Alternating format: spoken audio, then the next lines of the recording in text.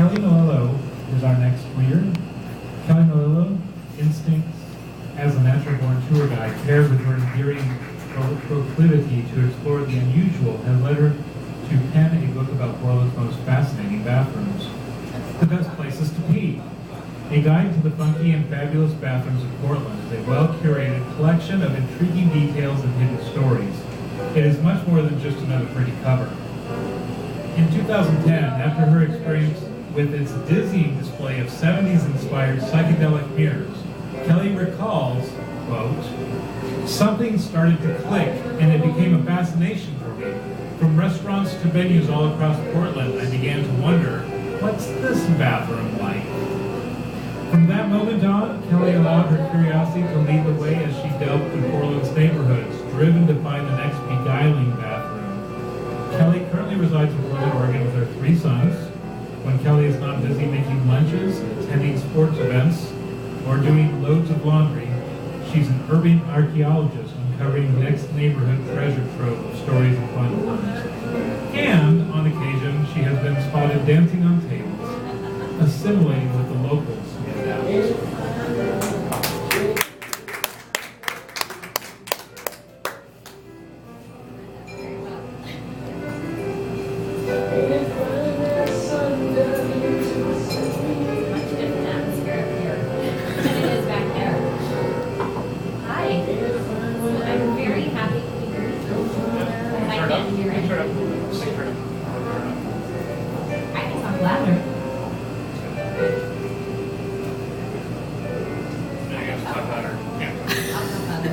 Here we go.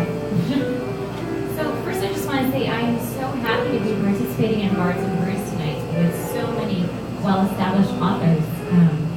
I'm honored. This is my first book, and I can't even fathom calling myself an author yet, but I am. And it's been exciting, very much so. So I did write The Best Places to Pee, a guide to the funky and fabulous bathrooms of Portland.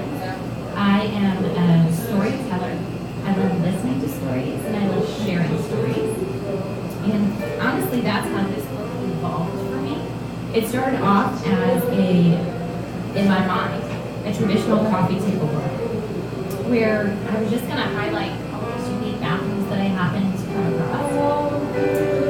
And as I started to get permission to take the photographs from bathrooms, I had more one-on-one time with the owners and bartenders and waitstaff there, and they were curious, obviously, why I wanted to take bathroom pictures. Did I have a fascination with bathrooms? What was the story behind it? And honestly, I don't have a fascination with bathrooms. I didn't grow up with one, but after I did visit the Dyke-Fur bathroom on East Burnside, I remember going into that bathroom, and I don't know if anyone here has ever gone in that bathroom before. It's even the hallway leading down to the bathroom is so disorienting. It's a very short hallway, and there's a mirror at the end, which is very tricky of them. So it's this dark, short hallway with a mirror at the end, and then they have these uplights coming from the ground. And so you're walking down this hallway, and it looks like it goes on for miles. And so I walk into the mirror, naturally, and I'm like, this is not fun. And I go into the bathroom, and then it's even more disorienting, because inside the ladies' bathroom it's entirely mirrored from floor to ceiling, and it's a small box, and there's 4 stalls in there that are all mirrored as well, and those mirrors have gold veining going through them, and the light is dim and it's amber, and even the facade and the sinks all mirrored. So you're standing there, and if you have a drink or two, which I did, you're very disoriented. Like, if the doors are closed, you're wondering, where do I go? Luckily enough, 3 seconds later, one of the stalls opened. I'm like, there I go. So, and I did. But beyond that, the next day, people were asking, how was the concert? And I said, the concert was great, the food was great there, and you have to check out this bathroom, because the bathroom was so crazy. So I said that enough times that for myself, the next place I would go, something clicked for me, and I said, I wonder what the bathroom's like here, because I remember that one being so unique. And pretty soon I had maybe about 8 bathrooms that I thought were unique, then I did a little research and I looked online and I found, there's calendars, there's books about amazing bathrooms across the world, but nothing specific. So I thought, you know what, I need a little something to occupy myself. At that time, I had been a stay-at-home mom for 11 years, and I was just feeling like I wanted to do something else. So initially I thought that it was just going to be a coffee table book of pictures of unique bathrooms. And pretty soon I had also included all my friends in this quest. I'm like, let's go out, look for bathrooms. Or when you're out, how's the food and how's the bathroom? I mean, that's literally how it would evolve for me. And all my friends knew this. So by now I had about 80 bathrooms that I thought were unique. And so then I started to contact them and say, listen, I'm going to put together a book. Can I come in and take photos of your bathroom? And everybody was like, sure, absolutely, not a problem. So that's when the book evolved for me the second time. So I went in and I started to take photographs of the bathroom, and I spent a good hour or hour and a half depending on the situation. And I started to talk to the owners who were inevitably there, and bartenders and waitstaff. And all these great stories would come out from them, as well as them wanting to know, what am I doing here? And it was stories about, the history of the building. It was why they wanted to, create this restaurant, who they were. Maybe it was a particular artist that had artwork in the bathroom. And it dawned on me at that point that, I love to tell stories. I love to hear stories, and I love to share stories. And these were magnificent stories about the city that I live in. And I love to feel a connection to the place that I'm at. And I love to then take people and share that connection, that story with them. Kind of like the tour guide thing in my bio. So that's really when the book evolved from a coffee table book of just pictures to what I now like to say is a creative twist on your traditional travel guide. So it's using bathrooms as a navigational tool to explore your city, and these may be places that you've gone to before, but you didn't really know the details of what's the story behind these places. So although the common theme is each one of these places has a functioning, fabulous bathroom, the content that you read that goes along with each place, you get to know these places beyond the stall walls, and you get to know the history, and you get to feel that sense of connection, which I think is more and more what people are looking for nowadays. Feeling a sense of connection in their community, and patronizing these establishments and sharing that with others. So, with that being said, I can read a few of these, follow along with Sue, but I'd also like to throw that out that I would love to use curse word, even though it's not in my book, but Maggie could do it. I would love to throw that out there sometimes. Sometimes it just comes out and out, and you said a handful of them, and just throw them out there. But you won't find them in the book. And I will also say that Jason French of Ned Ludd, which I don't know if anyone's seen there on MLK, he was kind enough to write the foreword because he was one of the owners that I talked to who, when I told him my idea, it just really resonated with him. His bathroom is amazing, and he's an amazing chef, but he also got the idea that a bathroom, as far as a restaurant experience, it should extend your enjoyment of the evening. It shouldn't just be, you shouldn't put all this time and thought into your menu and the decor of your immediate restaurant, but you should also extend that into your bathroom. It's an opportunity to tell a story or to highlight something or an artist. So he wrote the foreword to the book. And I'm also going to read a section of, an excerpt from Ned Ludd here. So, Jason French, the owner of Ned Ludd, works under the umbrella of ingenuity, and I'm having a hard time saying that. I'm a little bit nervous. Ingenuity. Somebody help me out here. Ingenuity and spontaneity.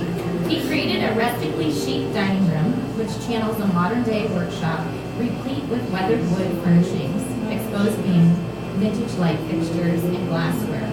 A wood fire oven remained from a failed pizza joint that was previously housed here.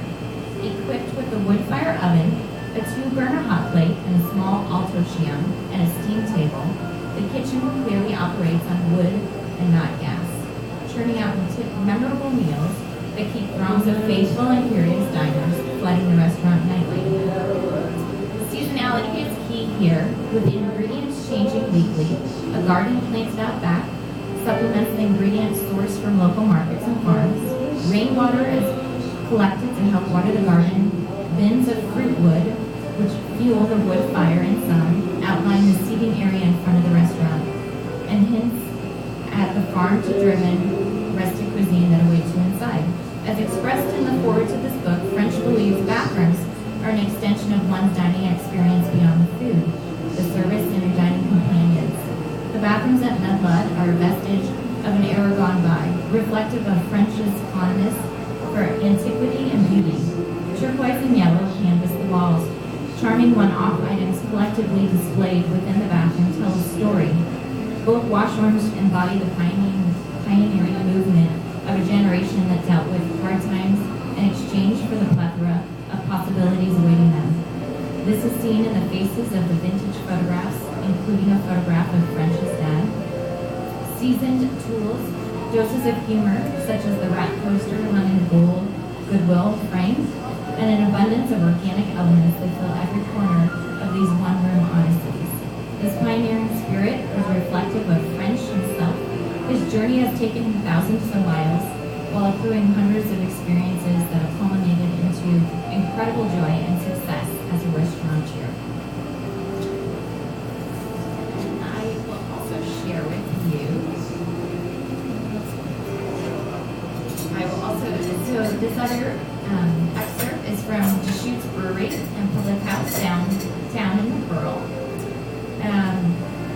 which is fantastic. Good. I'm not going to read that. This whole excerpt here. I'm going to kind of start from it. So, seated throughout the interior spaces. Actually, you know what? I am going to start at the beginning. Take that back.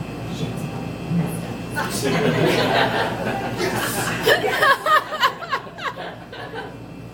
Okay, it's not very loud.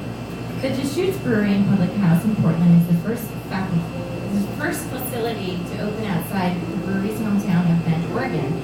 The 10,000 square foot building in Portland's Pearl District was formerly an auto body shop built in 1919. The interior has been meticulously redesigned by the renowned local firm, Emmons Architects.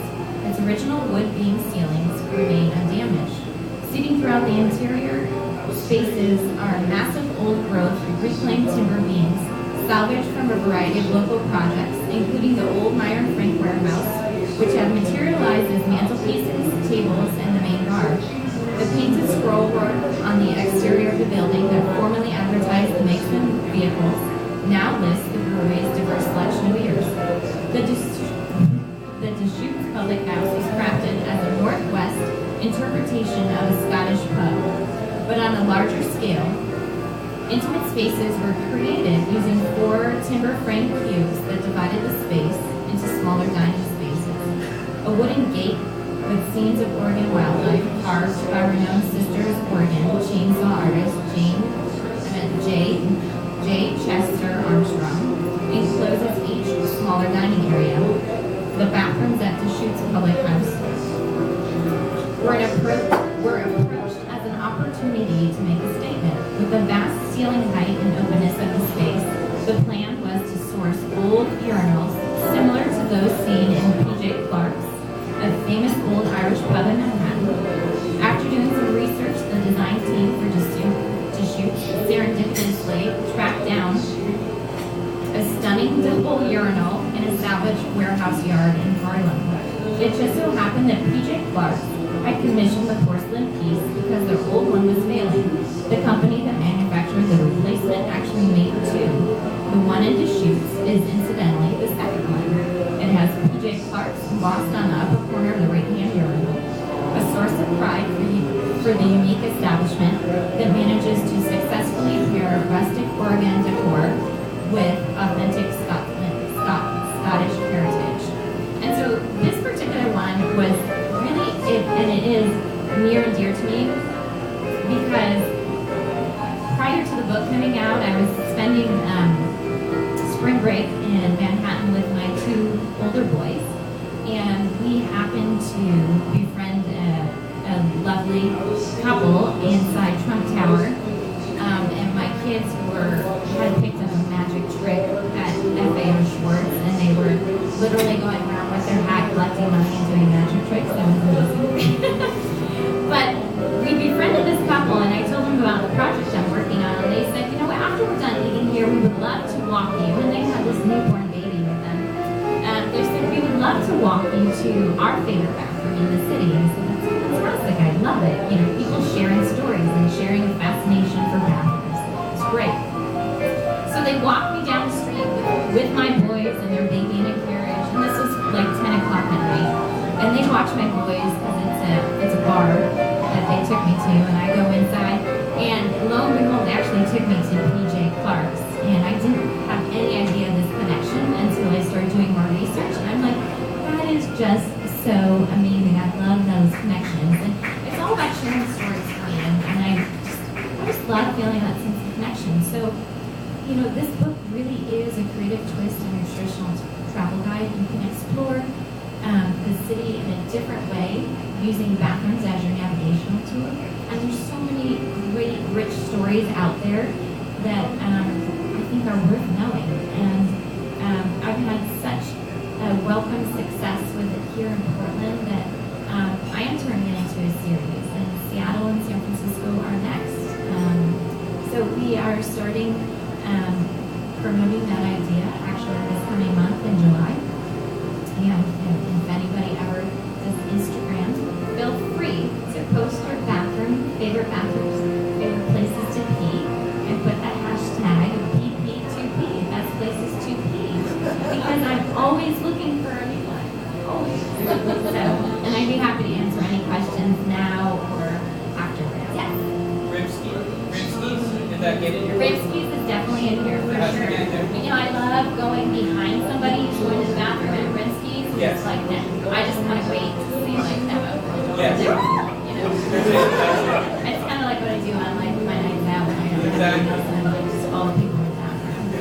But yeah, definitely Rimskis is in here for sure. Yeah. So as I said, I'd be happy to answer any questions now or later. And yeah, any good potty humor, I love that too because I have 3 sons and they pretty much, you know, told me everything. My one son wanted to name this the Portland Poopers, and then he wanted to name the sequel the Canadian Crappers. So if anybody's got new ideas for titles or potty humor, I'm always